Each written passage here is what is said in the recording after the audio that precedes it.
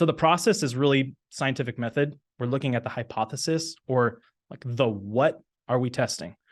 We have to be super clear on what hypothesis we're testing. Is it an iteration, or is this a completely new sentiment? Because that will determine how you might set up your structure, right? Like if we're testing, like we have something that's working in an ad account and we have a hypothesis of how we can make it better, I would consider that more of an iteration. If I have a new angle idea or something completely new, that might be more of a specific sentiment, and I might give that its own separate attention.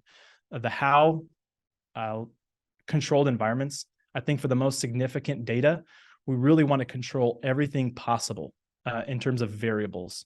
And then the decision-making is identifying the winners and compounding on those learnings.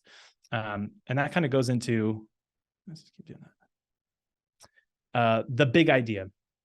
We look at everything as a variable, and each variable's aggregated data across the entire account, right? The way we determine this is by the volume of a variable and the lowest cost. So we often will pull together pivot tables. And I actually can make a separate video on this because I just totally love to geek out on pivot tables. But we'll look at the variables between we'll look at every individual variable in an ad account, from post text to headline, creative, the URL, and then every other variable from the campaign down. So what type of budget strategy we're using, whether it's CBO or ABO, what kind of attribution window we're using.